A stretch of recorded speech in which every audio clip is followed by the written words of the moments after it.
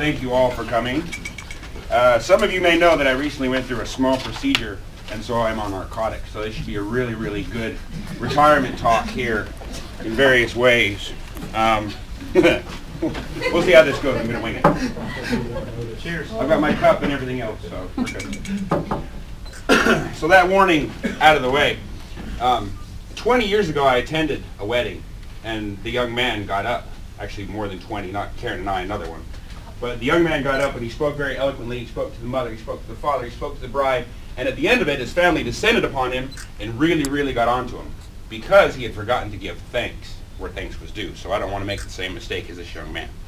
So, first person I want to thank is, through coercion, threats, conscripting, press ganging, I don't know how they did it, but Sergeant Velasca got tasked to do this.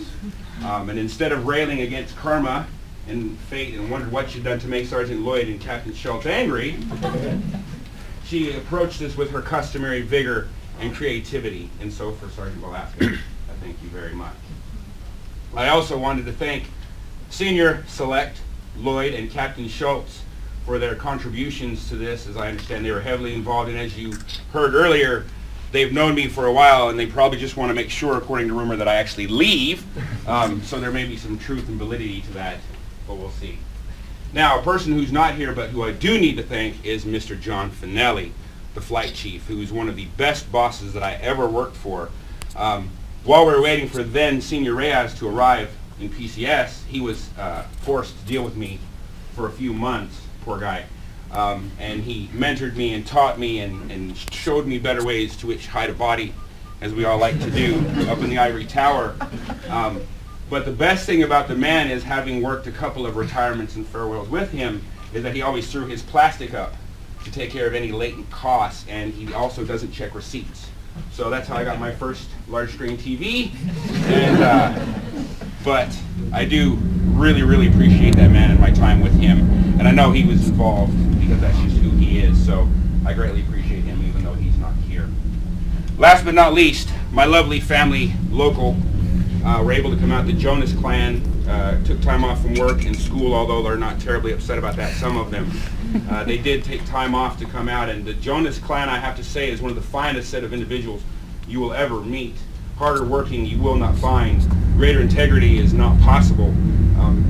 And kindness, just because not only were they saddled with an American son-in-law, but they were saddled with me. So when we move on to the food portion, please feel free to come over and give them your condolences for a few years of having to deal with me. And last but not least, all of you who came up and spoke, Commander, everyone else, I want to say thank you, Jack, for coming up and speaking. That was very nice of you. So I have a few stories mixed in here, so please bear with me. Not many, 20 years ago, just kidding. It's in the mustache. A few years ago, I worked protocol, okay? So those of you who don't know what protocol is, that's our ceremonial piece. That's where we do our DV visits. That's where we do changes of command. We do itineraries. We do a whole sort. And it's a very, very high-stress job. High stress to the point that you normally will spend maybe a year there. Otherwise, you start to get a nervous tick, PTSD, you drool a little bit, and you just kind of stare off into space after a time. Anybody who's worked it will know I'm not lying. I screwed up very badly because they kept me there almost 2 years.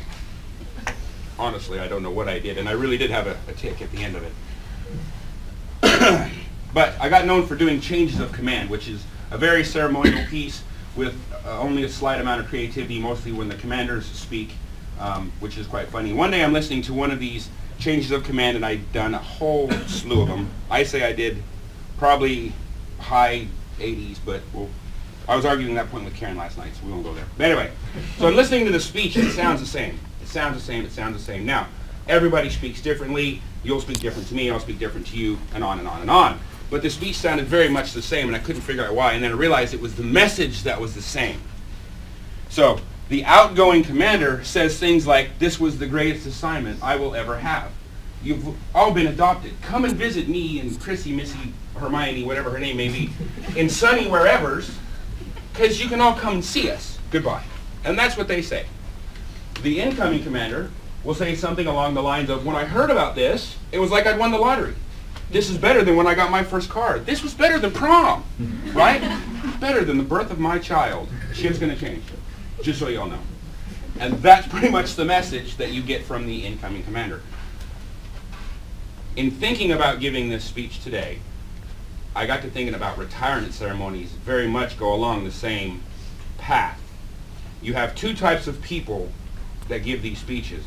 The one who says they meant to be in the Air Force ever since they were a zygote, and literally have a mole in the shape of an Air Force tattoo on their buttock, which they would show you if it wasn't so inappropriate.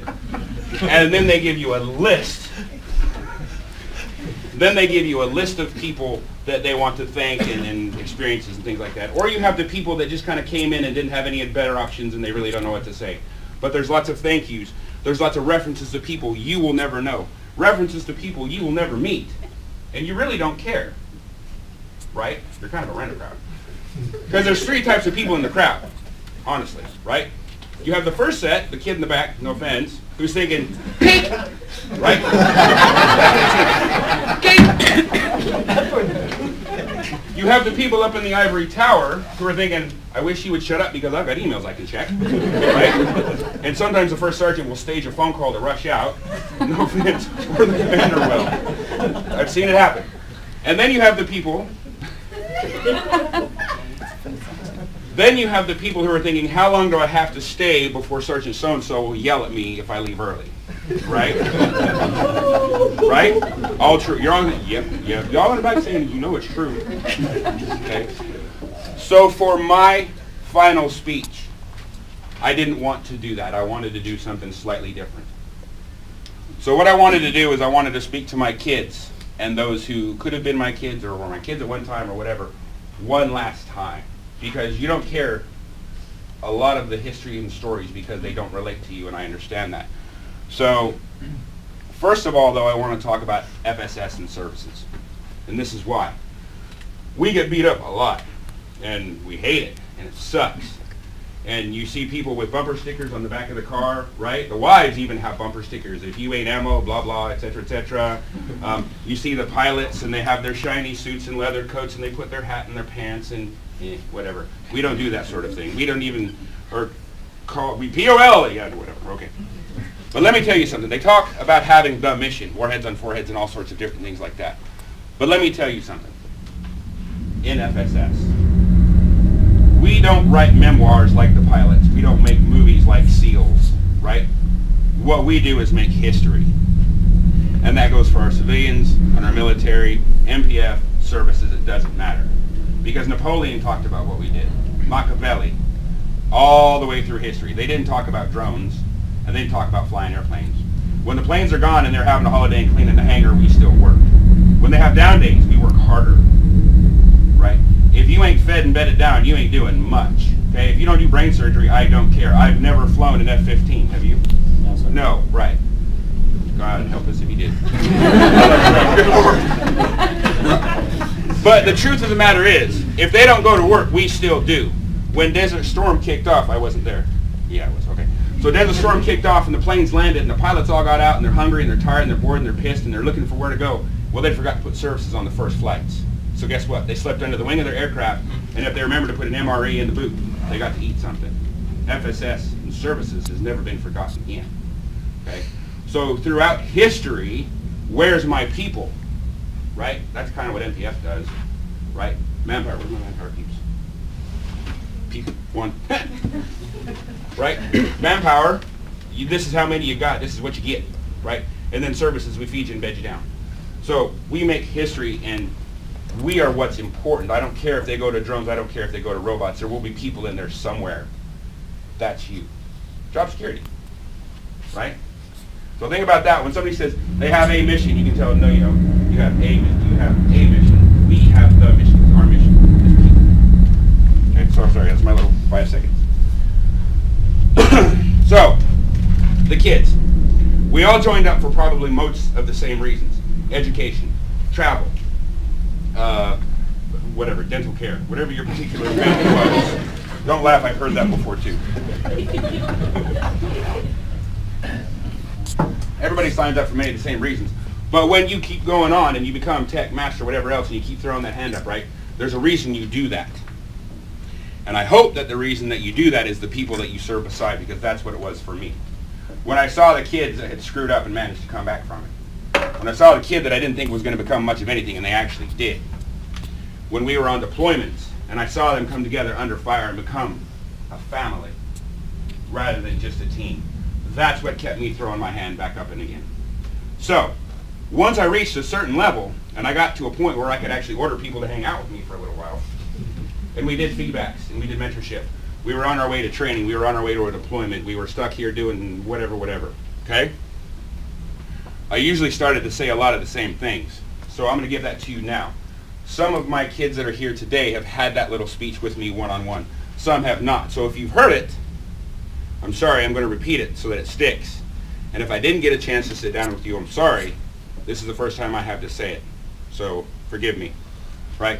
But the first thing I talked about was take care of you. Because you have good and bad supervisors. The bad supervisors just don't care. The good ones are going to be overtasked by the people up in the ivory tower because they actually get shit done. So you need to take care of you. Now that doesn't mean you step on your neighbor's neck to get a second hire. That means that you get good at your job. You learn what it is. Even if you don't like it and maybe you're not the best at it, learn your job and get good at it.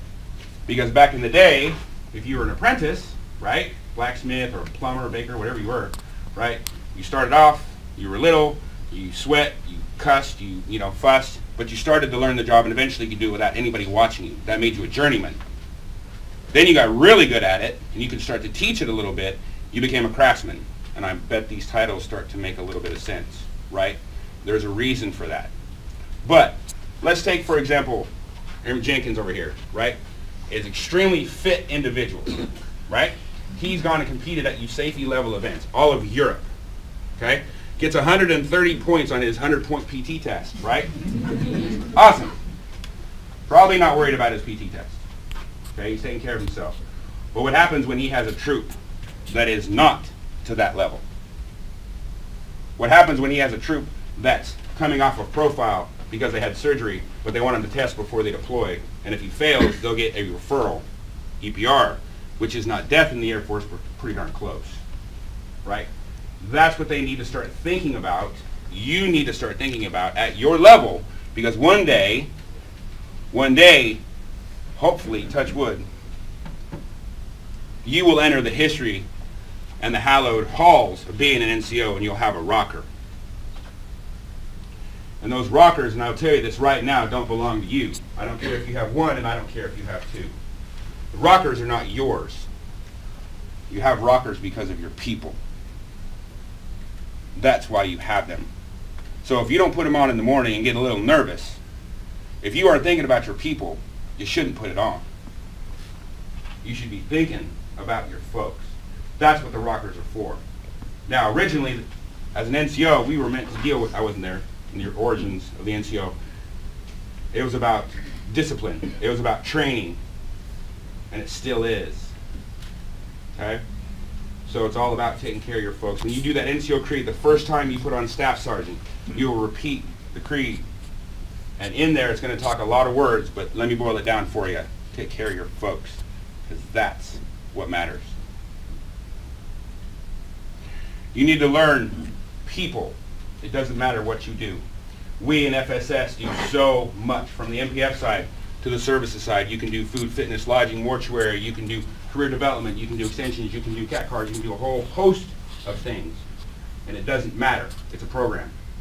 I will honestly say I would run over and run MPF in a hot minute, and I offered to go do just that. And I bet Sergeant Monk could come over and run the DFAC. You know why? Because we know people.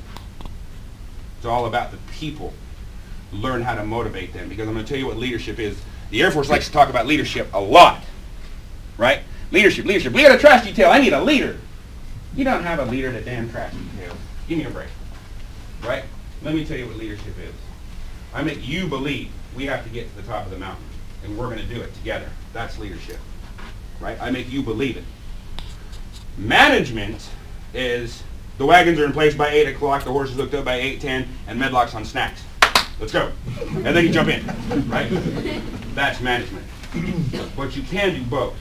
You can bring both together and inspire and try to raise a little bit of knowledge with pheasants blamed on the economy, or crazy things like let's go do a mobile briefing team, or whatever the case may be, whatever fires up the excitement. I don't consider myself a foodie, although I think my guys would probably argue with me, especially Mr. Ford in the back. But it's all about making it fun, keeping them excited, and having them reach for something, because you can raise the bar and watch them go over it, or you can lower it and watch them dig under it. Believe me, I've seen that happen. You'll know